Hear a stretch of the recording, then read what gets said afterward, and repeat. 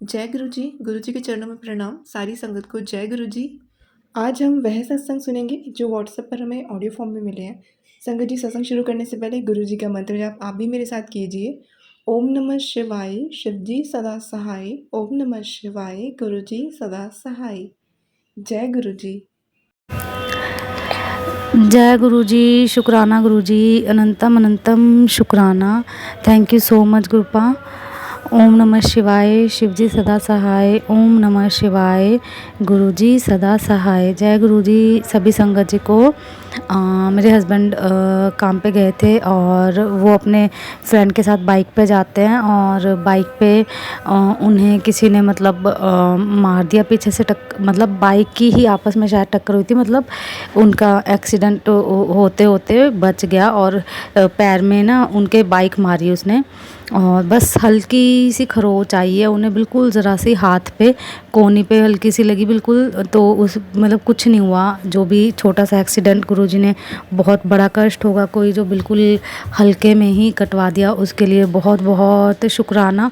और मेरे हस्बैंड बिल्कुल ठीक ठाक फिट एंड फाइन है गुरुजी की कृपा से। और बिल्कुल बेमामूली सी जैसे खरोच बैंडेड भी लगाने की ज़रूरत नहीं है। तो मतलब कितना गुरुजी महाराज ध्यान रखते हैं सॉरी संगत जी, रक्षा करते हैं, इसके लिए बहुत बहुत शुक्राना। और गुरुपा बहुत प्यार करते हैं पूरी संगत से। Thank you Gurupa, I love you Gurupa, शुक्राना, अनंतम अनंतम शुक्राना। जय गुरु जी, जय संगत जी। सबसे पहले मैं गुरु जी का मंत्र जाप करना चाहती हूँ। ओम नमः शिवाय, शिव जी सदा सहाय। ओम नमः शिवाय, गुरु जी सदा सहाय। संगत जी, उम्मीद करती हूँ कि आप सब अच्छे होंगे और गुरुपा की कृपा सब पर भी बनाए रखना। और आंटी जी पर भी गुरुपा अपनी कृपा बनाए रखेगा, जो कि हमारे सत्संग जितने भी होते हैं वो आप टाइमली अपने चैनल पर अपलोड कर देते हैं। संगत जी, मैं ये अपना शुक्राना सत्संग मैंने एक्चुअली पहले ये जो थे वो अपलोड कर सॉरी मतलब वो बोल दिए थे, लेकिन वो इतनी बड़ी फाइल थी कि वो उस पर सेंड ही नहीं हो रही थी। तो मैंने आंटी जी से भी रिक्वेस्ट करी थी कि आंटी जी ऐसे ऐसे मेरी मतलब जो है रिकॉर्डिंग है वो काफ़ी बड़ी है, तो वो उसमें सेंड नहीं हो रही है। फाइल का कुछ साइज़ होता है तो उससे ज़्यादा सेंड नहीं होती है। तो आंटी जी ने फिर अपना व्हाट्सएप का नंबर भी दिया था, तो मैंने उस पर भी काफ़ी बार ट्राई किया, लेकिन उस पर भी नहीं आ रहा। फिर मैंने और भी काफ़ी जैसे वो करे थे, लेकिन मतलब किसी से भी नहीं हुआ। तो शायद लगता है मतलब 1 हफ्ता तो आई थिंक हो ही गया होगा। लगता है शायद गुरुपा की कृपा नहीं होगी कि मतलब उस टाइम ये सत्संग शेयर हो, क्योंकि वो काफ़ी बड़े थे और मैंने फर्स्ट टाइम मतलब अराउंड मतलब 30 मिनट्स का थी मेरी वो जो रिकॉर्डिंग्स थी। तो सबसे पहले यही थी। इससे पहले जो होती थी वो मेरी हार्डली 5 या 10 मिनट की होती थी, तो वो आराम से चले जाते थे। इस बार मेरे जो सत्संग थे बहुत सारे मतलब इकट्ठे हो गए थे, तो मैंने उनकी ना लिस्ट बना रखी थी नोटबुक में। तो वो नोटबुक क्या है, वो आज मेरा बेटा उसको ले गया है स्कूल। मेरा 8 साल का बेटा है। संगत जी सॉरी, मैं अपना इंट्रोडक्शन देना भूल गई। मैं अभी नाम अपना गुप्त रखना चाहती हूँ। मैं दिल्ली से बात कर रही हूँ और रोहिणी से। और मैं एक हाउस वाइफ हूँ। पहले मैं एक्चुअली जॉब करती थी, लेकिन अभी बेटा होने के बाद फिर मैंने जॉब अभी छोड़ दी है, क्योंकि घर पे अभी कोई है नहीं। हस्बैंड है, मैं हूँ और मेरा बेटा है। सास ससुर है, वो गांव में रहते हैं, तो वो उधर बिजी हैं अपना। तो फिर भैया फिर फैमिली को देखना पड़ता है, बच्चा है छोटा अभी, तो फिर मैं फिर जॉब नहीं कर पा रही अभी। तो घर से ही वो देख रही हूँ अभी क्या, वो भी गुरुपा का एक सत्संग ही है कि कैसे मतलब मैंने घर से कुछ करना शुरू करा। अभी तो अर्निंग्स वगैरह नहीं है गुरुपा के, जैसे जब मर्जी होगी तब वो भी हो जाएगी। लेकिन चलो ये कि फ्री होने से तो अच्छा है कि हम मतलब एटलीस्ट कुछ कर तो रहे। हमारा माइंड किसी चीज़ में बिजी तो है, खाली खाली दिमाग तो वैसे भी शैतान का काम करता है संगत जी। तो अभी मुझे नहीं पता मैं कौन कौन सा सत्संग शेयर करूँगी, क्योंकि मैंने जो वो बनाई थी लिस्ट, वो नोटबुक मेरा बेटा ले गया स्कूल, जिसमें मैंने मेन मेन जो पॉइंट थे सत्संग के वो थे अपने लिखे हुए थे। ये मेरा जो वो है सत्संग, ये अभी शायद इस साल फरवरी का है, मेरे बेटे का है। अभी उसके ना पिकनिक गए थे इस साल फरवरी 2025 में। तो अभी क्या हुआ, जब वो पिकनिक से जब वापस आया ना, तो शाम को मैं उसको स्कूल लेने के लिए गई। तो मैंने फिर जब वो मिला तो वो थोड़ा वैसे था, उदास था। मैंने कहा क्या हुआ, तो कहता मम्मी मेरे ना शूज़ ना वो हो गए हैं, चेंज हो गए हैं, तो सेम ही शूज़ आ गया पता नहीं किसका। तो मैंने फिर मतलब फिर वो उसको फिर बोला, मैंने कहा हे भगवान, मैंने कहा अभी हफ्ता पहले अभी इसको सेशन स्टार्ट हुआ था, तो मैंने अभी मतलब उसको बोला था, मैं ऐसे मन में सोची, मैंने कहा यार अभी तो नए शूज़ लिए, अभी हफ्ता ही हुआ है और अभी एकदम से मतलब गुम होगा। फिर उसने कहा होगा तो मतलब वही अपने क्लास के साथ ही होगा, क्योंकि जैसे अभी वो पिकनिक गए थे, उनके गुड़गांव में गए थे, कोई वो था, मुझे याद नहीं है कहाँ पे, याद जगह, सॉरी संगत जी। तो वहाँ पे जैसे इकट्ठे वो झूल रहे होंगे झूला, तो जब वो होता ही है कि इकट्ठा हो जाते हैं तो फिर ध्यान नहीं रहता। तो फिर मैंने टीचर्स को भी बोला, मैंने कहा ऐसे ऐसे मैम इसका शूज़ ना वो हो गया मिसप्ले, वो पता नहीं किस बच्चे के साथ इसका वो हो गया चेंज, तो अगर कोई होगा तो फिर मैम प्लीज़ बता देना। तो मैम ने टीचर्स ने कहा कि ठीक है अभी तो नहीं हो पाएगा, हम ना एक काम करेंगे मंडे को मतलब वो कर देंगे, देख लेंगे। मैंने कहा चलो ठीक है मैम। मैं थोड़ा अंदर से थी दुखी थोड़ा कि यार काश मिल जाए, कि मैं गुरुपाक से भी प्रार्थना करी, मेरे को गुरुपाक प्लीज़ मिल जाए। अभी तो मतलब 700-800 रुपये के उसके शूज़ लिए थे स्कूल के, अभी हफ्ता ही हुआ है उसके नए शूज़ लिए हुआ। तो फिर मैं जैसे थोड़ी देर आगे गई, रिक्शे में बैठी, इसकी क्लास टीचर का फ़ोन आ गया कि मैम एक बार प्लीज़ आप अंदर आइए गेट के। फिर मैंने कहा अच्छा। फिर मैंने कहा मैं अपने बेटे को लेकर गई, फिर उसकी क्लास का लड़का था, उसके जो शूज़ उससे उसका भी उल्टा ही था। तो मैम देखना एक बार एक बार चेक करना आप, ये तो नहीं है। फिर मैंने जैसे चेक करा, मैंने कहा शुक्र है भगवान। फिर उन दोनों के शूज़ का नंबर भी सेम था और कंपनी जो थी एक्शन उसके था। तो मैंने फिर अपने बेटे को पहनाया, फिर मैच हो गया। मैंने कहा शुक्र है, मैंने कहा गुरु पाप का बहुत बहुत धन्यवाद मिल गया, नहीं तो मैं सोच रही थी अभी नए शूज़ लिए और अभी 800 रुपये का हो जाएगा नुकसान। तो उसके लिए मैं गुरु पाप का बहुत बहुत धन्यवाद करती हूँ। तो ये मेरे बेटे का सत्संग था संगत जी।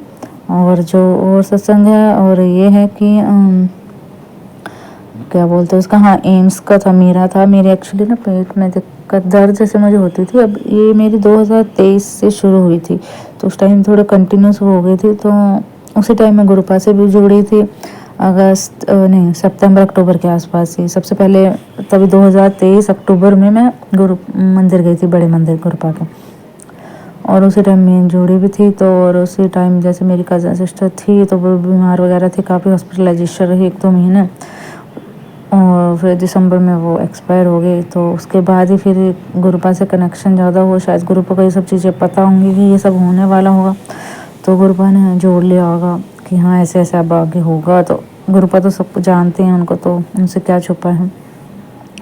तो फिर अगले साल 2000 फरवरी में मैं गुरुपा से सही मायने में कनेक्ट हुई थी, जब जैसे कुछ ऐसे सर्कमस्टांसेस हुए कि मुझे फिर लगने लगा कि नहीं गुरुपा सही में टेलीपैथी के थ्रू मैसेज करते हैं।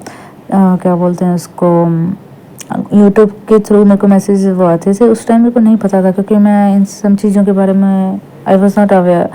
तो मैंने ऐसे पढ़ती थी, जैसे यूट्यूब तो नॉर्मली हम देखते हैं, तो उस पर आते थे कि चिंता मत कर, क्योंकि उस टाइम मेरे भाई की भी शादी थी, कज़न था उसकी भी शादी रियल था, एक साइड फैमिली में डेथ हुई, एक साइड शादी। तो शादी उसके 1 साल पहले ही फिक्स कर दी थी। तो ना तो मतलब एक साइड आदमी दुखी है, एक साइड खुशी है, तो ना वो खुशी मनाई जाती है ना, मतलब क्या बताएं अब, वो ऐसे हुई मतलब शादी, सबका रोना ही हो गया शादी में भी। अब क्या मतलब उसकी डेथ में भी वो यंग ही थी, 25 थी, और इसके मतलब ऐसा कुछ नहीं था, वो हेल्दी थी बहुत ज़्यादा और बहुत हंसमुख रहती थी। और उसका इस तरह से जाना मतलब सभी के लिए बहुत शॉकिंग था कि एकदम से क्या हो गया। अभी उसी की मतलब शादी की अब एज थी, अब अगला नंबर उसी का था, और उसको इस तरह से विदा करना था, हम सब ने मतलब सोचा नहीं था। सॉरी संगत जी। हाँ, तो उसके बाद फिर फरवरी 2025 में मैं गुरुपा से फिर धीरे धीरे उनके सत्संग से देखती गई कि जो मुझे प्रॉब्लम मुझसे थी, तो उसी के मेरे पास उस पर यूट्यूब पे मैसेज आते थे। तो मैं फिर धीरे धीरे मतलब स्लोली फिर वही कनेक्शन बनता गया, और अब तो मतलब हर चीज़ ऐसे लगती है कि पता नहीं कब से जुड़े हैं गुरुपा से। और बस फिर हाँ, ये मेरा फिर पेट दर्द के बीच में जैसे दवाइयाँ वगैरह भी ली, थोड़ा हो गया ठीक, फिर भैया थोड़ा बीच में हो जाता। फिर डॉक्टर ने कहा कि आपको मेन थोड़ा डाइट का रखना पड़ेगा ध्यान, और खाने पीने की बाहर की चीज़ें कम। 1 साल तक तो मैंने वो परहेज किया भी, बीच में कभी हो जाता था जिससे हल्का फुल्का है, तो वो फिर मैंने दवाइयाँ तो बंद ही कर दी थी। फिर इस साल फिर मैंने एम्स के वहाँ दिखाया। तो एम्स में एक्चुअली ऑनलाइन मैंने अपॉइंटमेंट ली थी, लेकिन मुझे ये नहीं पता था कि वहाँ पे उसमें कुछ दिखा तो रहे थे कि ओनली रेफरल का मतलब वो अलाउड करेंगे। मुझे लगा पता नहीं क्या है, ऐसे ही होगा। फिर वहाँ पे जब मैं एम्स में गई, वहाँ पे गेस्टों के डिपार्टमेंट में, तो वहाँ गार्ड वार्ड से भी थोड़ा पूछा मैंने कि ऐसे ऐसे ये, तो उन्होंने कहा आपका रेफरल है। मैंने कहा नहीं है। तो कहते फिर नहीं आपको मतलब वो बने हुए कार्ड। मैं थोड़ी उदास भी हो गई, थोड़ा अंदर से एकदम से वो लगा। मैंने कहा ये एक तो बड़ी मुश्किल से एम्स की अपॉइंटमेंट मिली है मैंने, और ऊपर से गार्ड भैया कह रहे हैं कि ऐसे मतलब नहीं होगा। फिर अंदर जो वॉलंटियर वगैरह थे उनको भी बोल, तो मोस्टली उन्होंने सबने मना ही किया। वॉलंटियर वालों ने बोला एक बार आप देख लो, नंबर आप वो ले लो, टोकन नंबर ले लो, जो होगा एक बार वहाँ रिसेप्शन पे वहाँ पे बता दें। फिर जब मैं रिसेप्शन पे, फिर थोड़ी देर में, आधे घंटे में मेरा नंबर आ गया, टोकन नंबर। तो वहाँ पे रिसेप्शन के साथ ही एक वो लड़का खड़ा हुआ था। मैंने उससे पूछा ऐसे ऐसे मेरे पास रेफरल वगैरह कोई नहीं है, मेरे पास सिर्फ यही है, मेरे जो इन्वेस्टिगेशंस हुई हैं, रिपोर्ट्स वगैरह। तो उसने कहा ये काम करो आप, जो ये ऑनलाइन आपके अपॉइंटमेंट का पर्चा है इसके साथ ही जो आपकी रिपोर्ट्स हैं ना, ये आप लगा दो। फिर मैंने कहा चलो ठीक है। फिर मैंने वो लगाई। फिर उधर रिसेप्शन में मेरा नंबर आया। फिर मैंने वो दिया वहाँ पे जो रिसेप्शन पे भैया थे।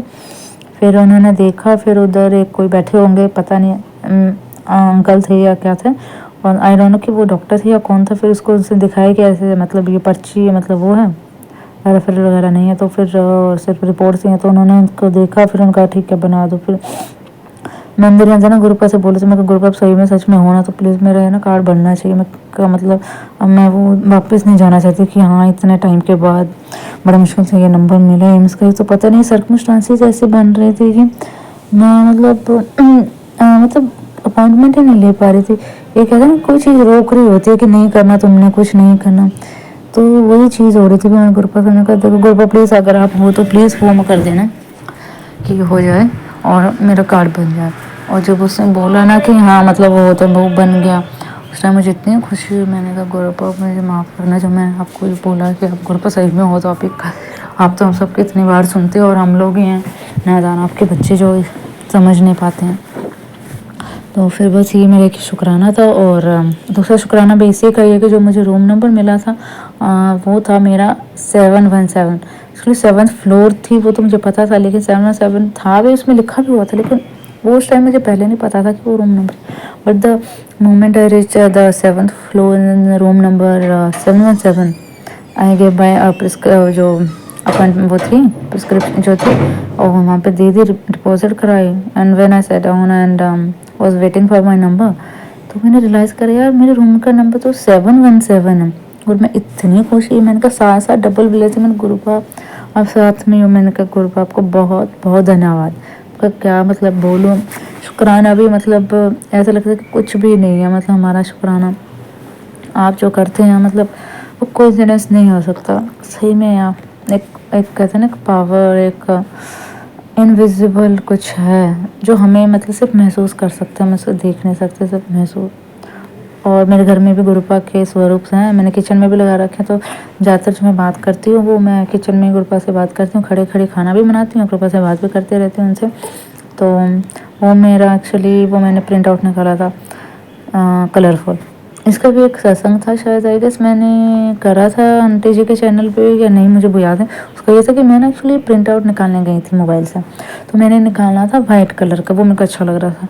तो वो ऐसा हो रहा था वो निकल ही गया था, पता नहीं क्या दिक्कत आ रही वाइट वाला। फिर मैंने कहा वहाँ पे शॉप पे जाकर मैंने कहा एक मिनट रुको मैं ना दूसरा वो निकाल देती। तो मैंने ऑरेंज कलर का निकाला, जो ऑरेंज चोले में ना गुरुपा का स्वरूप, मैंने वो फिर प्रिंट आउट कर लिया, तो वो हो गया।